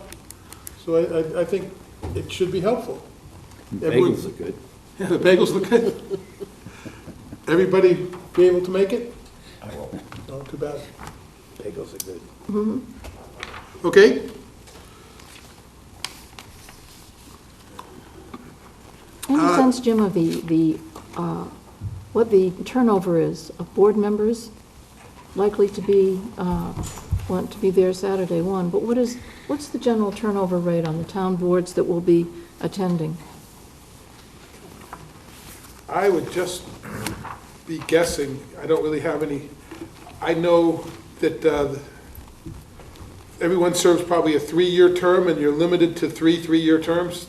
So I would say it's probably around 5 or 6 years would be a guess at my part, because some people come go real quick. But I've never kept any stats. Yeah, Pat, you've been No. seeing a lot. Any guess? My observation is that most people who are appointed to boards stay the full length of time that they possibly can. Some will then drop off for a year and then ask to be reappointed after that mandatory year drop-off. But there's not a huge amount of turnover over the years. Yet sometimes you see someone come and Yeah. go real quickly. Well, because they find they didn't like it. Yeah. Yeah. If you look at the annual report at the beginning, there's about 50 committees that the Board of Selectmen appoint people for, and it's almost 200 people. So there's a huge amount of volunteer support here in Falmouth. And there's only, I think, 3 elected boards. So most of the turnover would be volunteers anyway.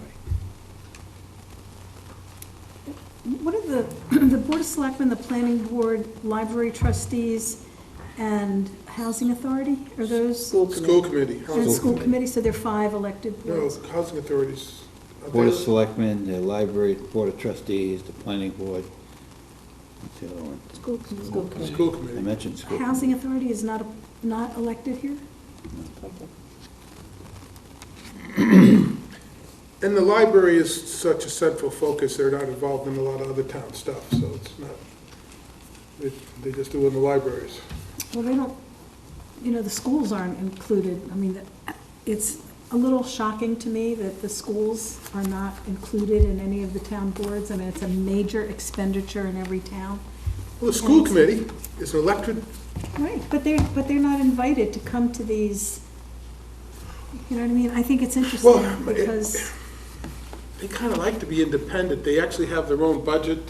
We don't even get, on town meeting, we could discuss the total budget, but not, they control, I think that might be by their choice. well, most school committees are autonomous, but what I'm saying is, in my experience, most school committees are integrated into all sorts of discussions that impact the town, because school-age kids impact the town. Yep. So, I just an observation.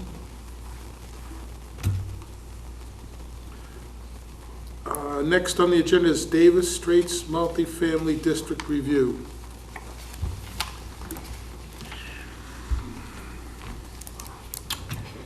Well, we were hoping to have the Cape Cod Commission come back and give us what they've got so far. When Pat and I met with them and with Brian, they were going to go away and come back to us with something, and we were going to see that something tonight. It was potentially something was for Right. tonight.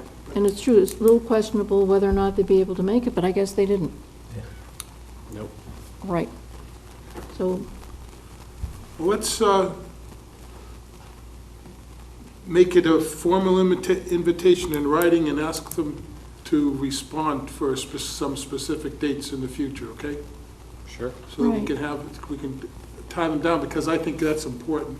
because it could be with the change in leadership there, that somehow their list of to-do items has been affected, and we were adversely affected. Could be So- like who's gonna do them, could be Right. changing too. So it'd be good to just remind them. Yeah, because I would like to get down to the nuts and bolts and have an honest and open discussion. In fact, we're gonna bring it up in the joint meeting, and we're gonna lay a number out there, and let's talk about that tonight. If we're gonna have a multifamily district, and we're talking density in units per acre. We weren't even going there yet. We were wanting Well, to have this There's what- presentation, I think. That's true. So then we'd just be talking off the top of our heads right this minute, rather than something we've conferred on. But we do have what's in the Davis Straits Right. plan itself. What's the number? And that is from the Cape Cod 12. 12, so we should lay that number out there because we Right. do have backup for it. Right, And so it's that's only for doubling what we have discussion already. purposes. I just want to plant a seed and have people understand and talk about that 5 or 6 or even 8 units per acre, which are it's 6 and 8 are the two numbers we have. In some of our districts, you could do multifamily up to 6 units per acre, and then with a special permit, you can do up to 8. I thought we were gonna move away from units. Right, per we, acre. right, we are, as we get into form zoning, but until then, it's still the same. We gotta wait for form zoning to, Well, shouldn't we kind of start leading with that? yeah, I think we should, but we also gotta let them know. That just means we might do 15 units per acre someplace. We're not gonna be restricted by it, but I think what now is you hear many boards say, oh, 5 units per acre, that's way too dense. Yeah. I want to kind of break through that thought and say it has to be some number. Well, the way we've been discussing it so far is that it's going to be very strictly bounded by the Davis Straits area. So this is not something we're recommending across town or across different use areas. This is about the Davis Strait area. And we're Right. also thinking of that, I know when I've talked to some people about it, they're really concerned that we're going to be rezoning their neighborhood and changing their neighborhood and taking things away from them. That's what they said. Right. I don't think we're going to be proposing taking anything away. I think we're going to be talking about an overlay district that gives them what they have, but even more so on top of that, Within that- those boundaries. within those boundaries. So that it's clear that those are the boundaries Right. we're discussing, and any numbers we're discussing right now Would be just for those areas. would be just for those And this areas. is just the But it beginning. doesn't rule out special permits for a higher density use Right. than that. Because we have learned that if we don't offer a higher density possibility through special permit, that's just going to push people toward what amounts to a free-for-all on a 40B. And we would rather say, yes, we're foreseeing a higher density with a special permit, depending on what you're proposing, because there have been some excellent projects that have been done in Falmouth that are higher density that everyone approves of, and we could give examples of that. Dillingham Place, Atria, there are probably others that you know, and I don't right off the top of my head. Yeah, that's always the great example. Brian always had the tip of his tongue, but how many units per acre is Oddfellow? 20. 20, that's a good number to remember. The town did that. So those are good, that's where we should bring up the Yeah. units per acre. It is appropriate to Yeah. discuss it Yeah. on something like that. Yeah. But we But will, we'd want to be discussing that higher density per acre within at what amount to the confines Right. of form-based zoning, right. Yeah. Good, so that we keep our traditional look. yes. So if I can just say something, the Affordable Housing Committee was also invited to this. And, On the 27th, you mean? yes. Yeah. Yeah, all of a sudden, something came out to the committee. And, I always talk about the Davis Straits area and what we're looking to do for affordable housing with higher density, blah, blah, blah, blah. And, the committee always talks about, outside of the Davis Straits area, areas that could be developed with larger developments on open land. And so I think you'll hear more about that on Saturday. Are you saying just forget about the local comprehensive plan and No, don't no, no. grow in the centers, but move out into that? That sounds like sprawl. You're not proposing that, are you? I'm not proposing anything. What Okay. I'm just saying is the discussions on the Affordable Housing Committee, which includes a selectman and, They're not on the people from agenda. I know they're not on the agenda. What I'm saying is they were invited by the Board of Selectmen to attend and to participate. So Okay.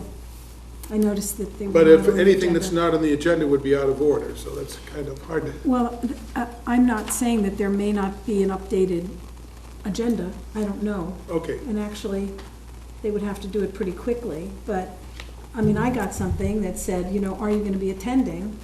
And I said, well, I'm attending through the planning board. You know, I didn't feel the need to reply through that. But what I'm saying is, and what came up is a parcel of land out on Route 151 that I guess people have been looking at, thinking, is that a possibility for a large development of multifamily homes? Well, if you had been involved in some of our planning in the past, that's the area where we're talking about taking away density and making it to protect our water and not doing anything in there, out in that area.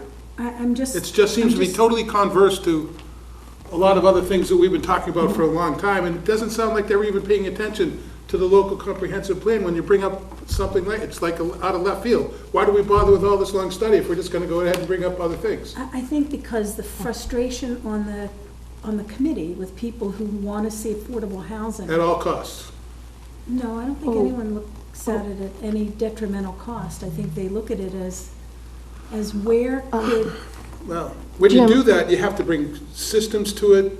I'm gonna let her speak, but I just wanna finish, because I've said this like 10 times every time this argument comes up.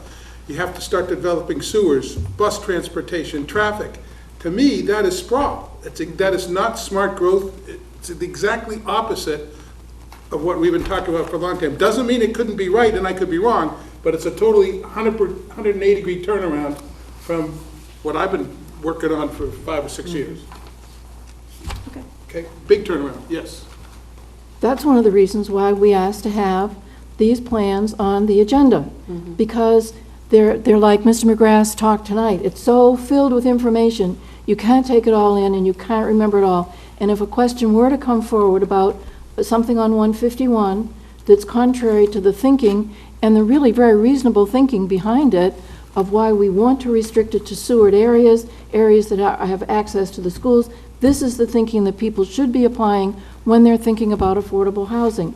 Now, because it'd be better for the town, it's really an opportunity, if the question comes forward, not to close down the discussion, but to explain why we wanted to present the long-range plan, to reiterate why the thinking, what the thinking is, and why the thinking is, so we can get more nearly on the same page, and maybe redirect that thought and potential for investment to an area that'd be more appropriate. It sounds like they're totally unaware of the long-range plan. It does. Maybe that we can I clarify think it's that. more nearly that. Yeah.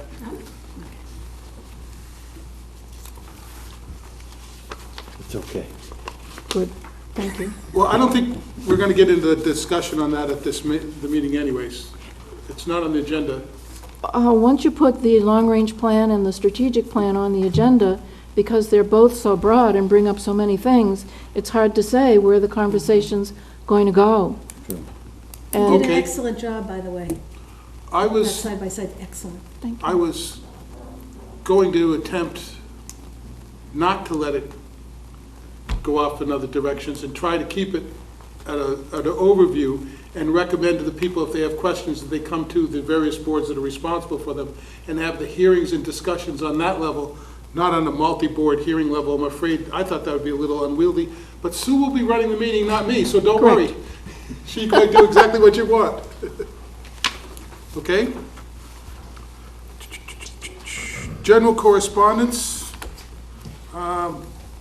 Where's that? That was in the purple file. We already looked at that, Yeah. sent it, everyone signed it. We've There's a dealt with letter that. there in support of the solar panel array.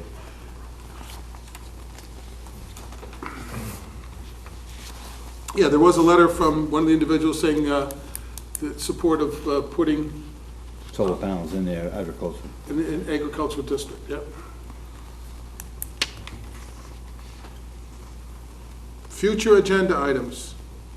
Cape Cod Commission study. Definitely.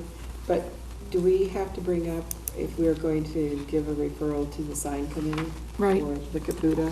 I think we The have to bring that recommendation. Yeah, I up. think we'd like to have that on the agenda for a future item.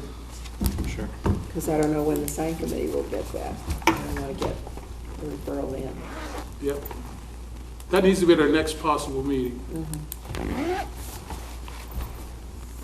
Which would be February 6th.